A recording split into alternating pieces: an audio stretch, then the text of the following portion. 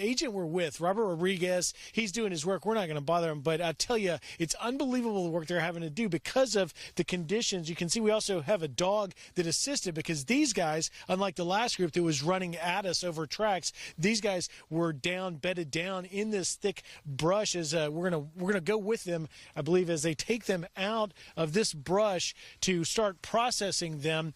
And as Ainsley was asking the last hour, these illegal crossers will be prosecuted.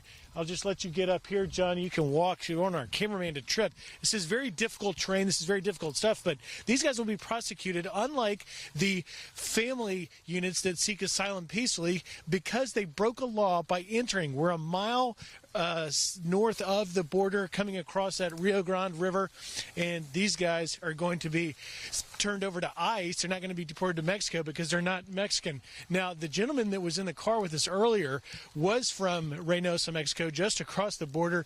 That indicates to our Border Patrol agents, they believe that he may be the guide. We asked this group if he was with them, and they had nothing to say. They didn't want to talk about that. But this is just part of the absolute overwhelming numbers. As we're out here in just literally 90 minutes, we've chased what is now 4 groups. You can safely say, according to the agents here, that as many as 75 to 100 illegal aliens are actively trying to cross into the United States at this very moment, and this brave handful of Border Patrol agents are doing everything they can to stop them and try and prosecute them. As we go now, just watch the railroad tracks. John, I don't want my cameraman to trip, but this is the sort of thing that they're dealing with every single day. This is business as usual. And as we found out, the numbers of family units that are turning themselves over safely for asylum is 16,000 last month, up 80% from July. That takes these guys' resources away, and that means fewer agents can be out here doing this very difficult task of apprehending these guys. Hey, Griff, I've got a question for you. I mean, this is amazing that we're actually watching this happen live as these folks are being detained. I would imagine the agents, when they stop them, before they handcuff them, they must speak to them. Do you have any idea what they're saying about why they came to the United States? Well, they pat them down, Steve, because remember, assault on agents is a major concern right now. Yesterday, these same very agents in this same very location had a group that had 230 pounds of marijuana with them as well. So they do the security part first, then they begin to try and debrief them, find out where they're from, who they are, and why they're coming here. But in this case, it appears this second group, and the first one we were on, was a group where agents tell me they pay anywhere from $4,000 to $8,000 per person to the coyotes to try and get them across. And you can see how it's turned out for them now as we take this group back to be processed. And this is shift. The shift comes on at like 6 a.m. So this is a brand new shift. These guys, our agents, are going to be busy all day long. And this is really a testament to the overwhelming job they've got. But they've got also, remember, we still have 3 other groups right now actively trying to infiltrate, and they're still trying to pursue them right now. And this is the same group we're with. So, the amount of briefings, Steve, that they can do is really pretty much rudimentary. Find out where they are, but they have to find out whether they're particularly Mexican or from other countries in Mexico, because if they're Mexican, we have an agreement with the country to possibly deport them. It's a little different than if you're from Honduras, El Salvador, Guatemala, because then they're turned over to ICE for a different process. Griff, I mean, this is just incredible to see this happening. And sometimes I know that there are drugs involved and they're trying to smuggle them over the border. Other times it's people that are just fleeing really bad and dangerous situations. And so you have a heart for those individuals, even though we know that they need to do it the right way. How do these Border Patrol agents, how do they catch them in the middle of the night? Were they using infrared equipment? They do. We have cameras and detectors that we don't want to give away too much information, Yeah. but they're able to watch this border and they know the typical routes and patterns. But you talk a little bit about who these people are. The agent was just telling me a few weeks ago they had a gentleman, seemed to be very nice, in his mid-50s, seemed like he was just trying to come over here, said he was coming to visit family for the holidays. Turns out he had a rap sheet with all sorts of aggravated crimes, including attempted murder. That happens a lot. Look what happened with Kate Steinle's killer. And we've interviewed so many of these angel moms, and they say that they get sent back to their country and they come right back in. Their rap sheet's very long. Indeed. Griff, stand by. Let's deal in Geraldo Rivera, Fox News correspondent at large. Geraldo, all eyes have been on Central America because it sounds like there's another caravan of people heading our way for a variety of reasons. You just saw what happened with Griff there in McAllen, Texas. What are your observations? A couple of them, Steve. First of all, happy birthday to you. It's you're one of the nicest guys in the news business, and we love you, and happy birthday. Secondly, congratulations to Griff on his vivid reporting on the border. But I will submit to you that you could film that story every single day, that they are a desperately poor people. They live adjacent to the richest country on earth. They want the American dream, so they risk everything to try to cross that border. That is the reality. The vast majority of them are law-abiding. They pick the apricots. They babysit. They mow the lawns. They pack the poultry. They process the meat packing and so forth. They're good people. The United States economy is booming. They see opportunity on one side of the fence, and they see destitute life, no hope for their children. That's what's the incentive. But you have to be very careful. What Griff is seeing is where Mexico meets the United States. That is our southern border. The caravan that everyone is talking about is on Mexico's southern border with Guatemala. And I think that congratulations to President Trump. He has gotten through these new negotiations, the new NAFTA, so to speak. He's gotten the Mexican government engaged. Peña Nieto, the outgoing Mexican president, sent 2 aircraft yesterday with Mexican special forces to stop the caravan at the Guatemala-Mexico border, well over 1,000 miles from here. But just very briefly, to show you how contentious this issue is, yesterday, just outside the Oval Office, you had the White House Chief of Staff, General John Kelly, and the National Security Advisor, John Bolton, having an obscenity-laced shouting match that almost came to blows over how hard or harsh the administration's response to this flood of migrants should be. So it's a damnable, difficult problem, guys. Well, Geraldo, you're right, certainly, that there are some who are seeking a better life, and they want their piece of the American dream. Absolutely, and our hearts go out to them. But what about the folks that Griff was just mentioning, where these Border Patrol agents, they don't know what's happening in the middle of the night, in the darkness, and some of these folks have long rap sheets, and they have bad intentions. Shouldn't there be, whether it's a wall or something else, to toughen the border so that the people with the long rap sheets are not just running through in the middle of the night? First of all, I am in favor of the wall. The president should get his wall. Elections have consequences.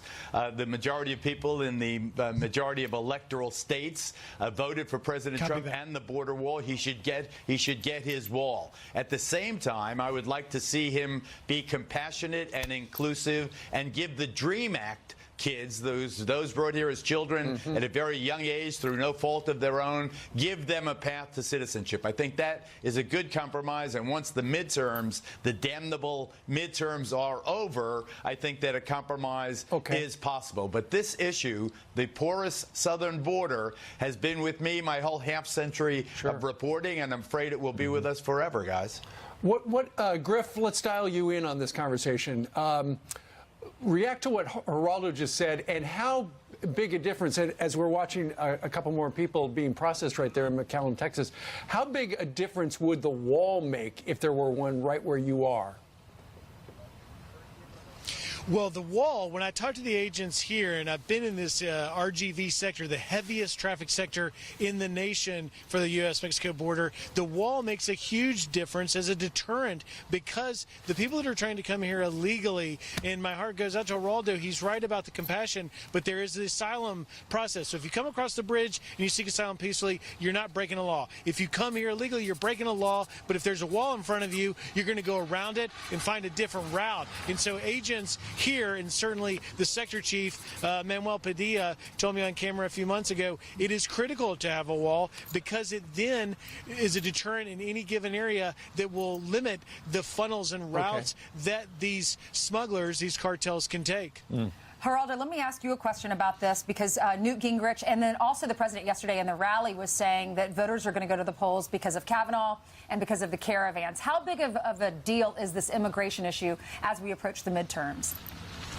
Well, Ainsley, as you know, because you're a pro at this, you know how deeply Americans feel about it. We see, regardless of your ethnic background, you see a porous border. My, Sol's 13, my daughter, she said, Daddy, don't countries have borders? Yes, they have borders. And I'm for the wall, among other reasons, that it's a compromise, and the president wanted fair and square in the election. But also, as Griff suggests, it funnels the law-abiding migrants. Otherwise law-abiding, Juan and Maria, the apricot pickers. It funnels them in a way that they won't be walking across the desert, risking life and limb and rape and all of these other horrible things that happen to them, exploitation as they make it across the Mexican desert. If there's a wall, they'll come to the entry points, and those, as Griff again says, who deserve asylum or at least a hearing on asylum because of the conditions, gang warfare in their home states of Honduras, Guatemala, Nicaragua, El Salvador, the Central American states. If that's why they ran, because of the gang violence, then maybe they have a beef in terms of asylum. But we are an immigrant country, and that is the balance. Right. We want to have compassion. We want to have a new guy.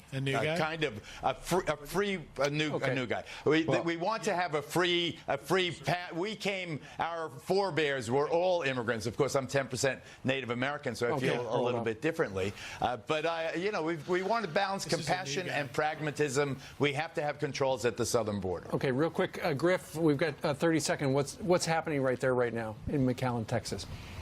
So this is just part of what the agents face. This is another gentleman here since we've been doing this live shot. The dog's working this line, and a guy coming out trying to run for it, and they've apprehended another one. It's just a nonstop, constant cat and mouse game that is exhausting our Border Patrol, and they're doing their best job. And they've got another guy that'll now be prosecuted.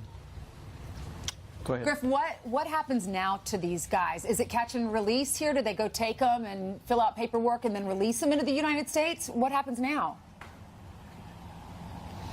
Well, it is catch and release that they believe south of the border is why they come. But in this case, they are prosecuted if they're not from Mexico and they're from another country. They're turned over to ICE. The question is, Ainsley, whether or not we've got places to keep them because the numbers are so strong. And when you don't have any more space in the family units and you don't have places to put in the ICE facilities, then they have to release them and give them a summons to come back. And guess what? That's a run notice. They're never to be seen again. They blend into the fabric of the country, and that's what this is all about. Hey, another question for you, Griff, and you're down there because we are talking about the caravan that is still over 1,000 miles away right now, according to all estimates, in Central America. But would the caravan come to your location, or would they go to a regular border port to be processed? We don't have any idea. The last time this caravan came, they came to different points between California, Arizona, and Texas border. This group could very well come to this one. This is a very trafficked one, and the Hidalgo, McAllen, Reynosa Bridge is a very popular place to go. The problem is, wherever they come, Steve, it is going to be an overwhelming task that's going to strain these guys. And so, what happened this morning, understand this point. You had the group of family people that we haven't even shown you that surrendered themselves. That then let the cartels run what was ultimately three or four different groups. There may be some that have contraband and dope that are trying to infiltrate in, but they know the game. So if agents are dealing with the family of people seeking asylum that already happened about an hour and a half ago, and you've got these groups trying to run in, well, when you've got a caravan of 4,000 coming, it absolutely paralyzes the ability of the Border Patrol to process a group that large, and that's why it makes this such a very, very difficult task. Yeah, let's bring Geraldo back in. Geraldo, you know, you mentioned a moment ago this shouting match, apparently profanity-laced yesterday at the White House outside the Oval Office between the Chief of Staff and the National Security Advisor about exactly how to deal with the border crisis. They're going to be dealing with an even more difficult calculation if suddenly Democrats take back the House in the midterms, and they're very much against the president's policies on the border. Yeah, they may, if things go their way, and I suspect that they may not, they will control one house and they'll promote liberal border policies, but it won't pass the Senate. I think it's a non-starter. What we need here, this is a classic case where we need bipartisanism, we need reason, we need compassion, we need the president and both houses of Congress on the same page. We're a very wealthy country. We're next to desperately poor countries. This will happen forever unless we take action. And I suspect that the only way to stop this flow from poor to rich is to help these countries create conditions where their natives stay. Because I say again, even though Griff alludes to the perpetrators who carry contraband and so forth, the vast majority of these people want nothing more than a chance to work. They are good people. They are the kind of people who America has historically made our foundation stone in this nation of immigrants. We just need order. We need safety. We need regularity. And I think the president wins on this issue if he can be tough at the one hand and then compassionate on the other. You just mentioned the possibility that Republicans, against the odds, hold on to the House. If they do, it would probably be a slimmer majority than they have today. Obviously, they would still likely lose seats, which makes it harder for the president to get funding for the wall, which he hasn't gotten in big numbers. He's gotten small bits of funding, but big funding when he's had majorities in the House and Senate, stronger majorities. So what would be your advice to the president moving forward, dealing with either a Democratic House or a tougher majority of Republicans, a slimmer majority of Republicans to get that funding? Got it, Ed. I've been on the show 17 years. I've been preaching the same song. Compromise is difficult because neither side gets everything they want. The Democrats must compromise. They have historically been in favor of a wall. The Democrats must give President Trump his wall. On the other hand, the president, and he has shown flashes of compassion, driven by the First Lady, driven by Ivanka, his daughter. He's shown flashes of compassion. Give the DREAM Act students the best of the best. Give them a pass. They've earned their citizenship. Give them the right to citizenship. Neither side gets everything they want. Both sides get some of what they want. And we can start regularizing the situation at the southern border where there has never been, not one time, a verified penetration by a terrorist. That is not the issue. The issue is regularity in our labor force, being fair to American workers, filling the gaps where the United States doesn't have enough people to work, like in the fields, in the meat packing, in the poultry processing, these horrible jobs citizens don't do. Let's compromise. Let's fix this. All right. Thank you, Geraldo. Griff, I want to go back out to you because I'm curious. When we're seeing these individuals, they look like they're all men. You said there was a family, and I want you to take us through the whole timeline of what you've seen this morning. But they're all men. They look young. They look fit. They look like they're nicely dressed. Any idea? I know there's a language barrier, but any idea of what they wanted to do in America? Were they looking for work? Did they find drugs on these guys? What's their story? And do they know each other? Do all those guys that have been put in that van, do they know each other? That's a great question, Ainsley. So I just wanted to also address, because I was listening to Geraldo talk, here's the deal. The Border Patrol agents would be the first to tell you that there is a large majority of these folks that are trying to get a better life in America and have paid $4,000 to $8,000 to someone they've never met to march them through difficult terrain. But here's the task. This is the difficulty of the Border Patrol's task is they've got to find the murderers. They've got to find the people that want to do ill to our country, because they are the first line of defense defense in securing our nation. This is national security. That's why you hear people say that, and that is a difficulty in weeding out these large numbers, is who are the folks that pose the greatest risk, and that's a tough task. Now, with just the respect to the people I've seen, they've been mostly all men. There were 2 women I've seen in the groups we've been apprehending all morning. There was only one that was actually a Mexican national. He was believed to be the guide. The rest were from other countries, mostly Central Americans, Honduras, Guatemala, and El Salvador. The families, which I've been listening to the reports of, we haven't gone and seen, but they immediately showed up, as they have every morning. They're in 50 to 100, 150 every morning seeking asylum. They're not actually trying to chase and evade like this group was. But, you know, just circling back, the point is important. There is a lot of people trying to get a better life, but there's also a criminal element in this, and this Border Patrol is doing their darndest to weed it out. They certainly are. Griff, thanks for your reporting. Geraldo, thanks for your analysis. Thanks, we'll Griff. appreciate it.